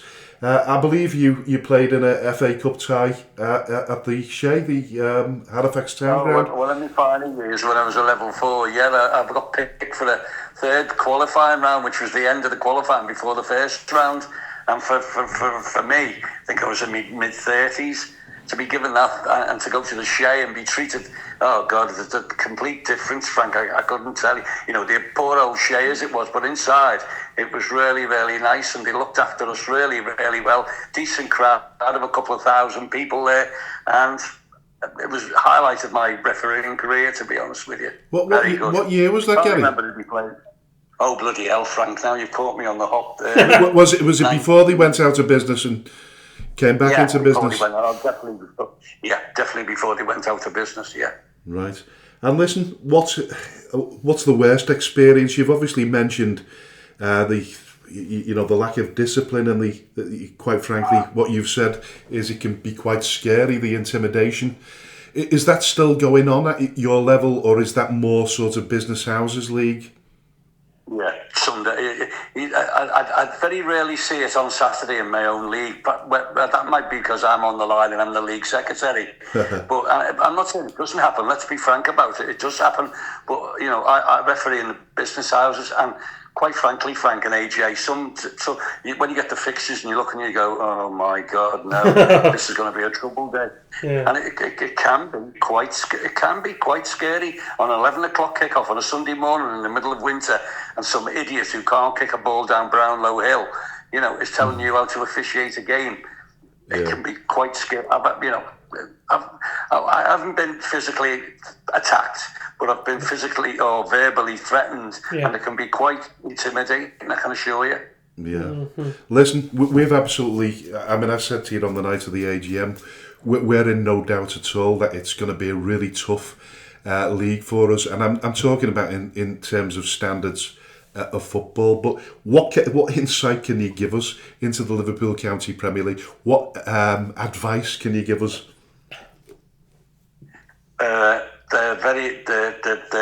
technical area will be quite outspoken to you. They won't be afraid to pass a comment to you. Then I would imagine that goes on in the Northwest Counties, doesn't it? Let's be frank about it. Yeah. People are very passionate about it. I think you'll find the clubs do it properly and fairly. Most clubs are really accommodating. They'll try and do their best to make sure that your experience when you go to their venue is, well, it won't be the equivalent of going to the Marine Travel Arena, I'll be perfectly honest with you, but hopefully they look after you when you go. And at the end of the day, they'll shake hands with you regardless of what's going on the field of play. And hopefully you'll enjoy it. That's the way I look at it. Well, as I said to you previously, our average cautions per game is 1.1, which is really good. And our sending offs are 0.3, which means that, you'd have to virtually have 10 games before one red card is shown. That's how it works itself out. Mm-hmm. So, there's always going to be exceptions to that. I get that. But an average of 1.1 yellow cards per game over some 400 games is really, really good. Yeah. Listen, in part 3 of the show, we're going to sort of go more in depth about what teams that we're facing and the grounds that we're going to, just for our supporters alone. But how have we been received by the other members of the Liverpool County Premier League? It's in terms of, obviously we're going to be charging entrance fee for coming into the Marine Travel Arena. How's that gone down with people? It's gone out. Well, when I sent the initial thing out to all the clubs, including yourselves, I made it clear in the email to them, and of course I put it in red to say this club will now charge. Yes. It won't be any different when St Helens were in the league about 3 seasons ago. They charged to get in, Frank. And in the past, South Liverpool, when they were in the league, they charged. It's just because we play at multi-site venues, these hubs, it's really difficult to charge when there's only one entrance for the 3 pitches. And someone needs to say, well, I'm not going to that game, I'm going to that game. And the way the barriers are set up, you can actually watch the 2 games between the barrier, so it's a bit difficult to charge. And I think in over the period of time, as I said to you, South Liverpool used to charge, and a couple of other clubs from memory used to charge, but that's just, unfortunately, just fell by the wayside in some respects. I think it'd be very difficult to get into the Marine Travel Arena Stadium, wouldn't it? Yeah, I know, I understand that. And I think, the spectators will just have to be used to getting charged, won't they? Yeah, and listen, we were left in a predicament in itself because we were half-heartedly expecting there might be a reprieve at the end of the North West Counties season. So we had to get a ground share facility ready for the new season. And of course, we're left where we are, and we're going to still get charged to use that facility as well. So we don't really have a great deal of choice there. But I would imagine a lot of people would be looking forward to making the trip there as well. A lot of people have already been there, but the facilities are second to none, particularly at this level and way up. Yeah, agreed. Yeah. Listen, MSB Walton, they've taken our place in the North West Counties. First of all, large credit to Liverpool County Premier League in many ways. You must be proud of what they've achieved, and I almost feel like you played a part in their success as well. Well, like that grain, Frank, I'd like to think that we have, and their predecessors, obviously, at Lower Breck, who only left the league 5-6 seasons ago, and look where they are now. They're in the Northern Premier League after become runners up and won the playoff. So the history of the league is really, really good. Obviously, MSB were disappointed for 2 seasons that they couldn't get the facilities at one of the hub sites up to a reasonable standard. So they're now ground sharing for at least this season with South Liverpool at Jericho Lane, while the facilities at the Simpson Hub are brought up to the minimum standards at Step 6. So yeah, we've encouraged them. I think, as I said to you, they were a bit disappointed. I think they didn't win they won the league last season. They didn't win it this season before because they lost a few players when their initial application to join the North West Counties was refused, and some of them players then went to clubs that paid, and I appreciate that, but they've come back again and dusted themselves down, and they're a real credit to the league, by the way. They do it correctly and properly, and as you probably know, Frank and AJ, they are the biggest club side in England. Did you know that? Yeah. With 189 teams. Yeah, in Europe apparently as well, according to Colin Windrow. I don't know about Europe. That's a shock to me, to be honest. I definitely knew they were the biggest team in England. Listen, you learn something new all the time with this show. The season starts on the Saturday the 16th of August. When are the fixtures out, Gary? Well, to be honest with you, Frank, I've got a bit of a problem affiliating the league at the moment. Our treasurer hasn't passed his safeguarding certificate. So because the system's all automated now, the FA system will not allow until he's passed his safeguarding. So in fact, whilst before you rang to say there was a delay, I was quite pleased because he was on the phone and he's still rabbiting away at 5:30. And I'm thinking, get off the phone, Dave. Let's get on to a WhatsApp call with Frank. Anyway, I managed to tell him he's having some problems, so I'm going to speak to the FA tomorrow and see if we can get it boxed off so we can do the course. When that's done, we're all affiliated. I can then get the process of getting the fixtures done. The fixtures should be with you mid-July. Mid-July. Yeah. That's not too bad. A fortnight from today. Not too bad. Listen, like I say, we're very much looking forward to being a part of the Liverpool County Premier Division next season. Thanks very much for coming on the show, Gary. Thank you, very Gary. much appreciated. Yeah. Well, there is a pre-season meeting. You can pencil this in for the 29th of July at the same venue the AGM was at. So I look forward to seeing you or someone from Scotsdale on the night. Yeah, you're going to get them rollers sorted out. So, yeah. The only thing, the only good part about that was the rollers. I don't know whether I told you, AJ, but the roller shutters weren't working, so it was pretty dark in there. But God, it was horrendous. It was like going into a morgue, wasn't it? It was bloody awful, wasn't it? Yeah, but there was that many people in there with turkey teeth that it brightened the room up a little bit. I don't know whether that makes me popular or upsets a few people, but it was nice to see. Listen, once again, thanks very much, Gary. Look forward to seeing you on the 29th. Frank, AJ, thanks very much for having me. Take care of yourselves. Cheers. You too, Gary. Bye-bye. Bye. Special shout out to all the businesses that support Skelmersdale United Football Club, Origin Sign Company, T&W Garners, 7PDS, Skem Express Cars 5005, Lease Car UK, RNB Auto Centre, SB Skills Solutions and Hey Presto Web Design. Thank you to everyone who donates to the club, supports our race nights, raffles and the lottery bonus ball scheme, and of course the last man standing.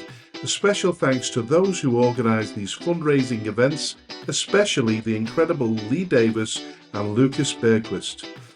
To all who stand by us both on and off the field, we are truly grateful. If you wish to sponsor the show, please contact me at chairman.skemutdfc@gmail.com or call me on 07766 054 548. All proceeds will go to Skelmersdale United Football Club. Thank you for your unwavering support. Hello and welcome to the third and final part of the Speaking Frankly Football Show, and just to reiterate what we said before, Gary Berwick, great guest. Berwick. Yeah. Got a really big history within the refereeing community as well. It's kind of heartening to see that he's still going now at the age of 66, running the line. I hope very much that we get to meet him on a match day. Yeah, well, listen, we will, no doubt about that. Nice bloke, and when we're talking about, I was talking about physicality and what have you, he looks like a prime athlete, even at his age. Yeah, he looks really well for it. So he should be if he's running the line. Yeah, just realised now if I'm going to take a break, I'm going to have to take a break after the 29th of July, because there's a meet-up.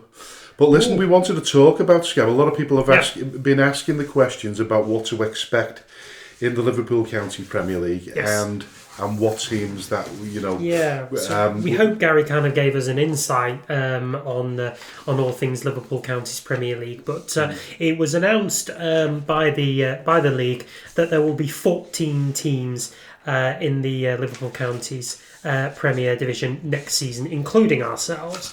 And we'll go through the list here. So well, listen, first of all, what we will do is we'll revisit the league table as it stood last season. There was 12 teams that finished the league, and if we look at the the top 5-6 teams, which I think Gary alluded towards being very, very strong and powerful teams. So MSB Walton obviously won it. Liverpool Nalgo was 7 points behind. Yes. FC King Harry, the Grenadier, Joey Orr's FC and the Liver Academy. There was a difference of 20 points between 6th place and 20 points, did I say? Yeah, that's right, yeah. 20 points between 6th and the top. So it's quite competitive. We know that. The sort of lower half of the table, it sort of edges off a little bit. But So listen, a lot of people want to know where the teams, where they are and where we're going to be playing. So we'll go to, obviously we're going to be playing at the Marine Travel Arena. So listen, we've got East Villa Rail. East Villa Rail, they play at the Geoffrey Humble 3 hub. The kickoffs will be 3 o'clock there. Daysbrook play at the Lord Derby Academy, which is grass. They're 2 o'clock kickoffs, they will be. Granby Toxteth Athletic play at Tiber Street 3G Hub, 3:30 kickoffs for them. The Grenadier play at Jericho Lane, that's a 3G Hub as well. Friday nights, so there'll be 7 o'clock kickoffs. Halewood Apollo play at Halewood Leisure Centre, 3G again, 2:30 kickoffs. Joey Orr's play at the ASCC 3G Lower Breck Road. The Anfield Sports Community Club. Yeah, well, listen, that's the one. Spot on there. 1:15 kickoffs. 1:15, yeah.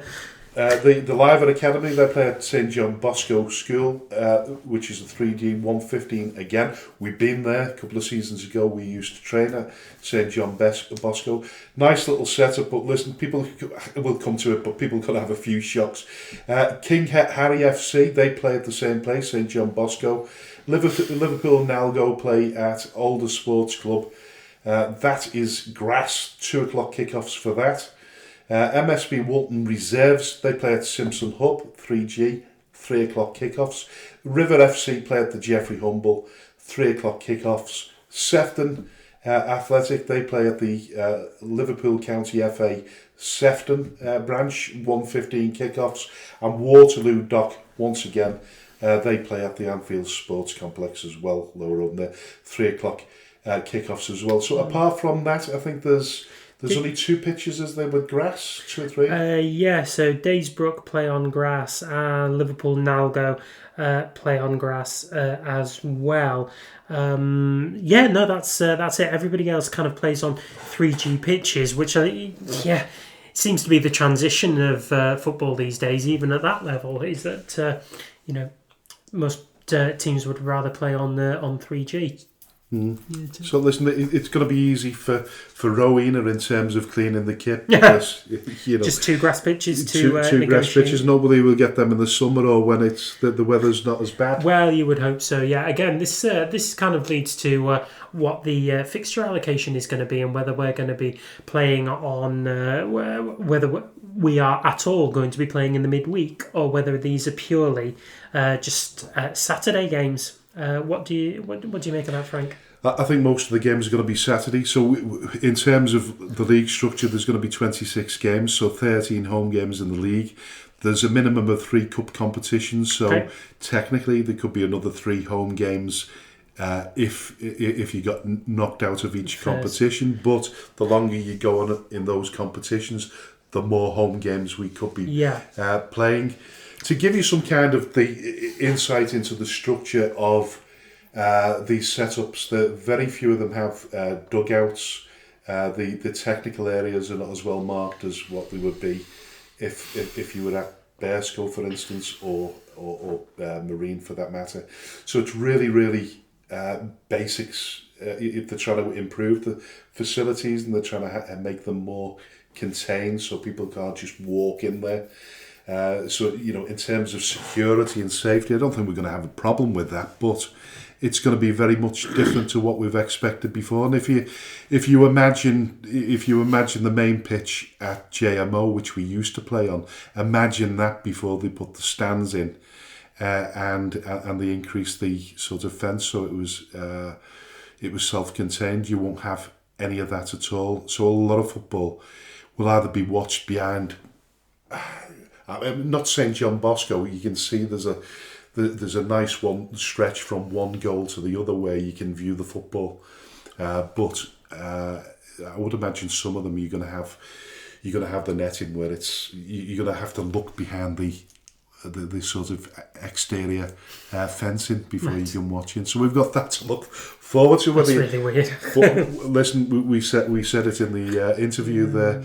With Gary, we're not taking it for granted. It's going to be a tough. It's going to be a tough league. It really is. Yeah, and as you kind of gave indication to, our initial turnout for the training sessions indicates that we haven't retained a massive amount of the squad that we had, and a lot of our players will be quite young, quite raw, and I think there is capacity for these young lads to cut their teeth in proper Liverpool football.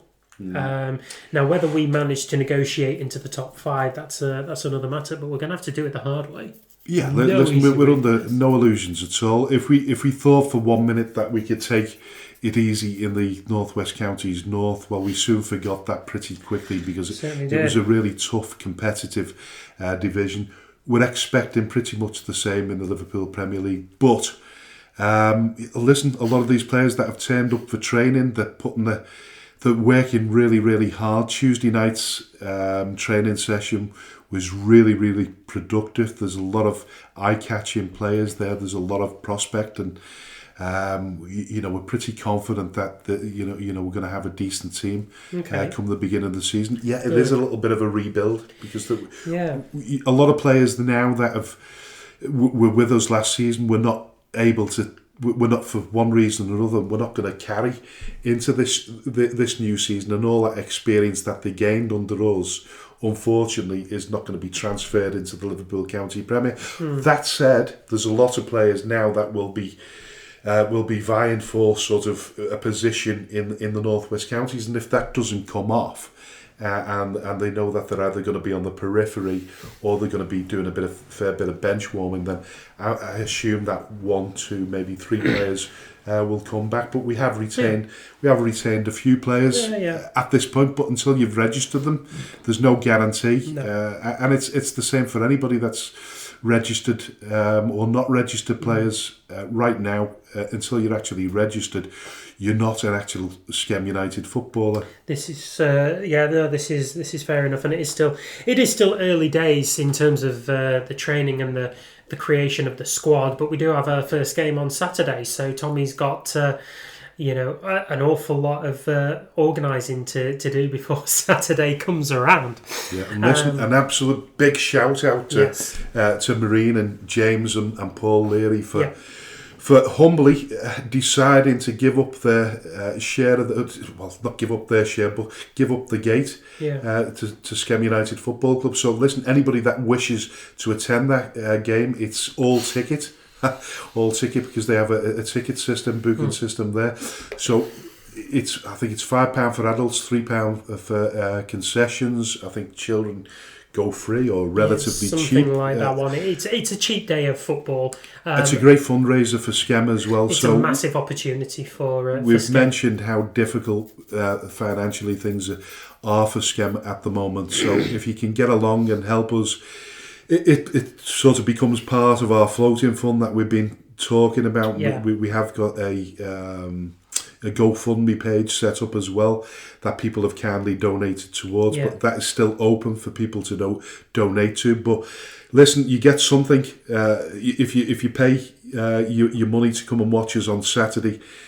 You get to see some football as well, so you actually get something for your money. So you're not donating; you're getting some entertainment. You're getting a good afternoon out of it, really, aren't you? In a fantastic stadium, by the way, with and if the weather's nice, they've got a lovely clubhouse there. They've got a great seating area outside. The food is spectacular. It's really, really nice place to go. So listen, if you can support us, get along, because we need as much financial support as we can get moving into the new season. Mm-hmm. And we're talking about the new season and what we're actually doing now. It's been difficult to retain sponsors for reasons out of our control, mainly due to the fact that one or two sponsors from last season, things are pretty difficult for them. Yeah, the business side of everybody's existing. Struggling. Yeah, everybody's struggling. We're still in a cost of living crisis. The whole country can't really afford investment the way it used to be able to, and that's affected some of our key sponsors as well. So two of them have had to step away from sponsoring the club due to those kind of financial uncertainties, and we are very grateful to those companies for their support in past times, and we do wish them very very best of luck on their business ventures in the future. Hopefully they'll come back and support us when they've got more financial capacity to do so.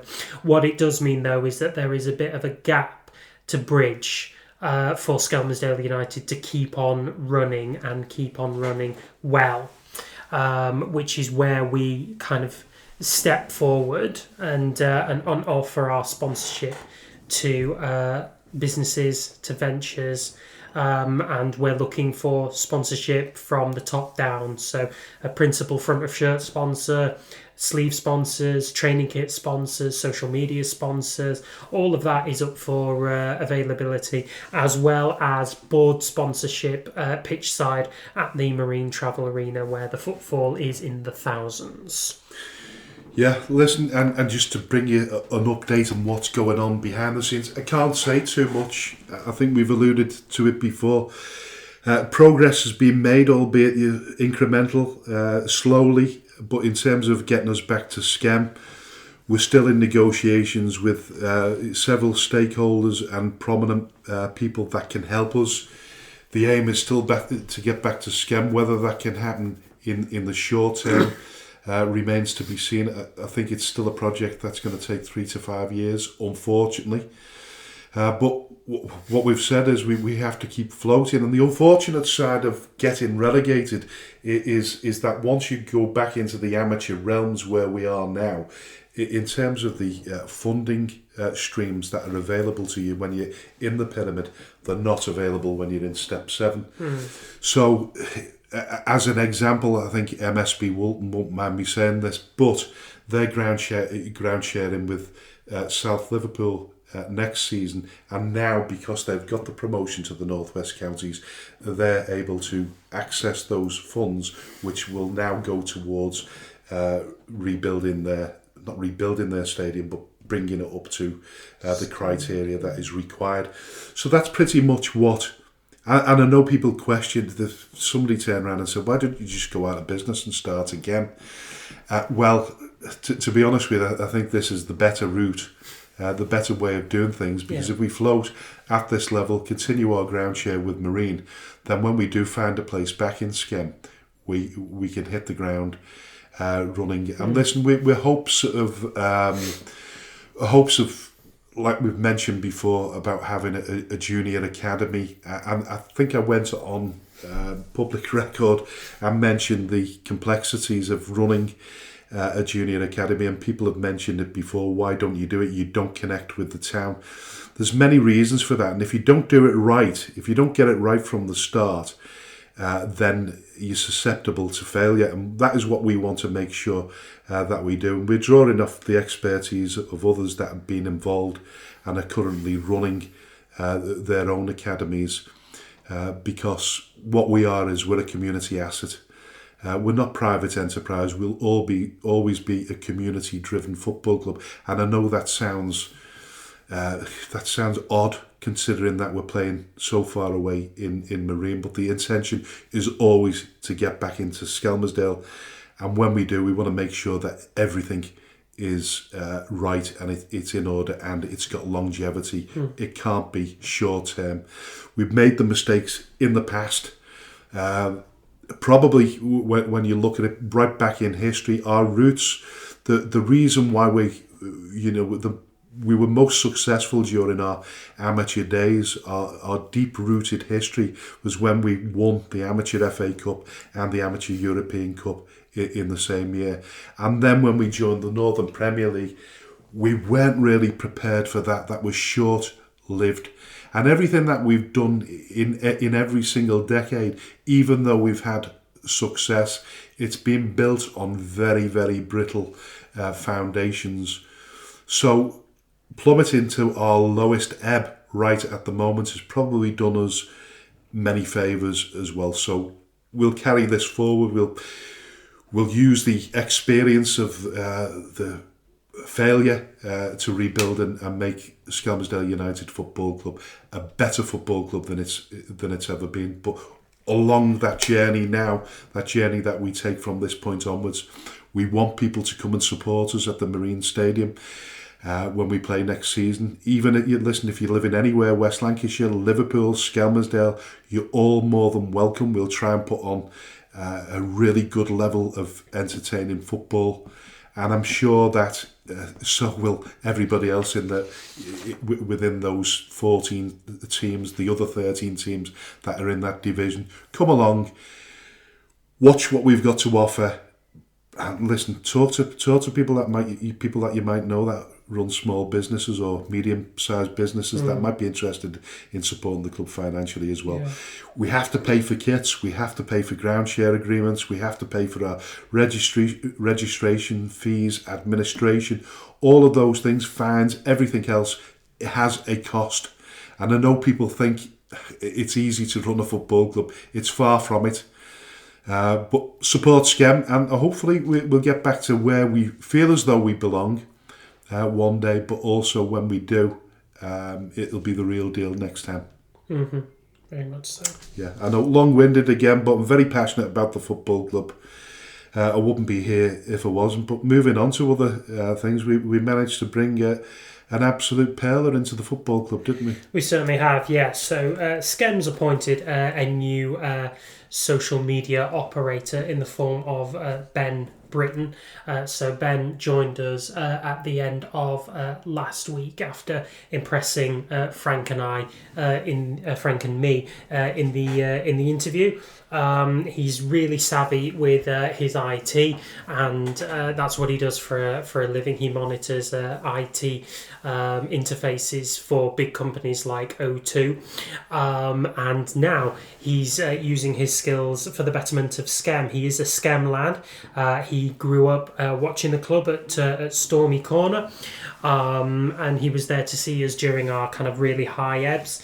And he's now joined us, so he will be operating the social media side. He'll be answering some of your questions. He'll be putting out the advertising, and he'll be doing everything that's kind of creative and trying to get us to reach new places on social media that we haven't got to just yet. And he's bedded in slowly, but from what he's done already, it's impressive.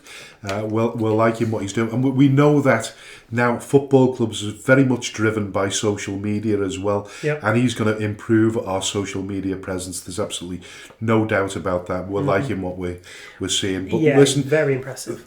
We'd like to thank Sarah Shuttleworth as well, because she stepped down. And Ben has took up that position now. But thanks very much to Sarah and all her help over the last few years. Yeah, very much so. And the best of luck in the future. She's certainly recently engaged and looks as though she's going to get married at some stage, doesn't she, as well? Oh, that's cute. We'll have a skin wedding. I know, yeah. Turn up in our blue. Yeah. We don't know whether we'll get invited, but anyway. No, listen, shout out to my mate Stewie Thompson, who completed his epic walk from coast to coast on Wednesday night to raise money for the SGAT project. We've been the recipient of a first aid kit from Stewie, and we very much admire the work he's doing for local sports clubs. If you want to donate money to his wonderful cause, then he can via his Just Giving page. Stewie's been fundraising for the Everyone Hurts campaign run by the SGAT project. Since its inception in 2018, this remarkable initiative has donated over 100 first aid kits to junior and amateur sports clubs across the UK, ensuring the safety and well-being of more than 3,500 participants of all ages. He's donated over 100 kits since he started the project. Stunning. Brilliant. That's absolutely amazing. Yeah, full props to Stewie. He's a very staunch Schem fan, always engaging with what we've got going on. It's really lovely to see his own project being recognised.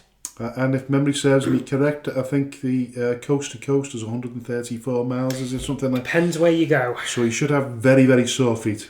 I should think so. Yeah, but it depends which coast to coast route that you do, because there are loads up and down Britain. Right, I think he started at Bridlington Football Club. Yeah, and then ended up in Morecambe. Southport. Oh, was it Southport? Southport, yeah. Bridlington to Southport. Yeah, I think he's sort of the connection with the northwest, that's sort of about northeast of the 140 miles, something like that. Northwest, Yeah.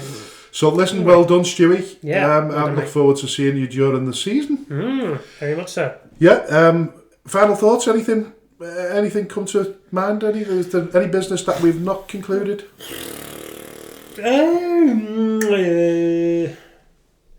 No. I think we cover it. We prepare really well on this show, to our credit. Yeah. So I feel like we've covered most things that were relevant. I know that we've skipped over our usual acknowledgements on Southport Football Club, Marine Football Club, Clitheroe, but it's off season and not an awful lot is happening around those clubs right now. Bearing in mind Neil Young, I don't know whether we mentioned that in our last episode. We probably did. Well, then Neil Young's become the manager.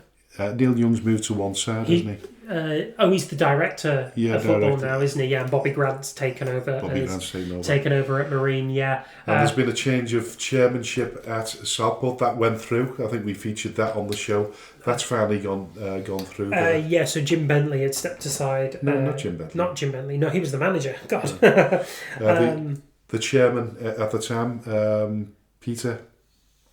Bloody certainly.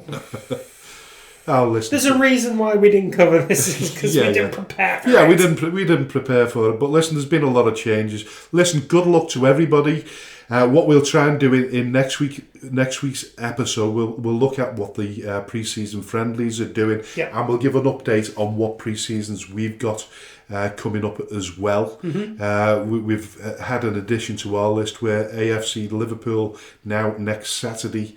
So we'll have more news on that. But listen, we'll probably try and pick some perlers of friendlies that are happening up in the northwest. Yeah. Ones that you might want to go to because there's going to be plenty of them. Certainly are knocking about. But listen, good luck to everybody in the pre-seasons. Good luck to all the players. Hope you get your moves that you want. Mm-hmm.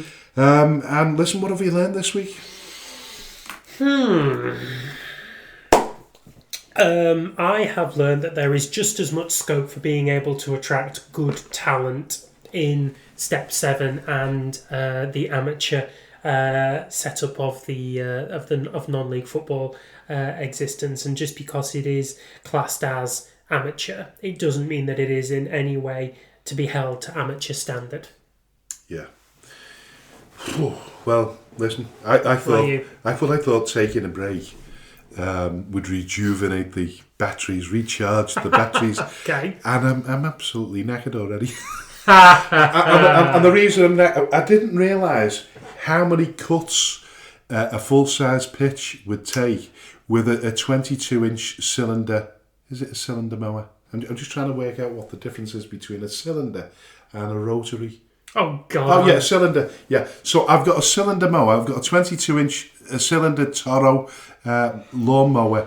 And because we're doing our pre-season training at Tower Hill in Up Holland, the council don't cut the pitch every week because it's not normally getting used. It's out of season.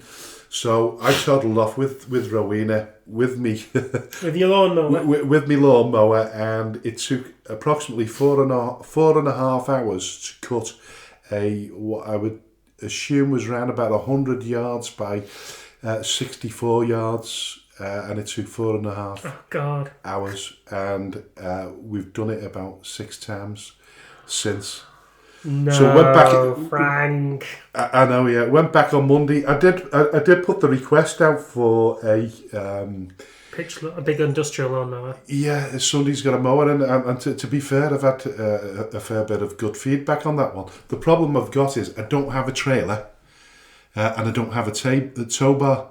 So I need the two. I've got the promise of two, possibly, definitely one, maybe two. Sit on mowers, but by the time I've got a trailer and a tow bar, we'll be playing on the 16th. We'll have been promoted. Yeah. So I've learnt it's really, really difficult to mow a full-size pitch with a 22-inch cylinder mower, and even worse is the fact that you have to leave the basket off, the grass catcher, because it keeps churning up and it keeps stopping.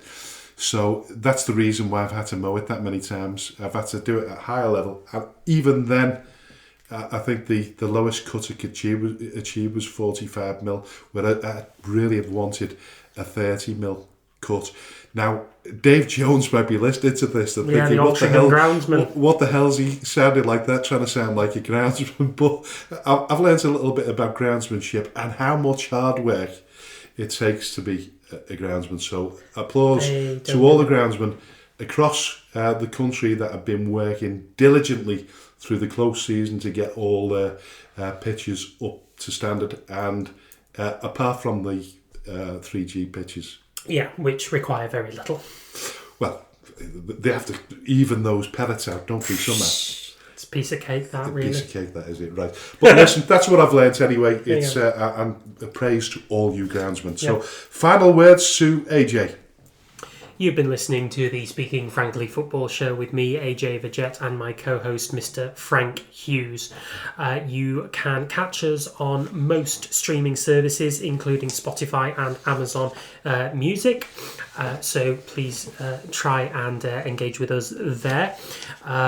We would love to hear your reviews and ratings on the streaming services as well. So please rate and review so that we can pick up on your feedback. We're also available on social media platforms under the banner line Speaking Frankly, most prevalently on Facebook and X. So from me, AJ, and Frank, thank you very much for speaking to the first episode of the second series of the Speaking Frankly Football Show, and we will see you next week. Bye-bye for now.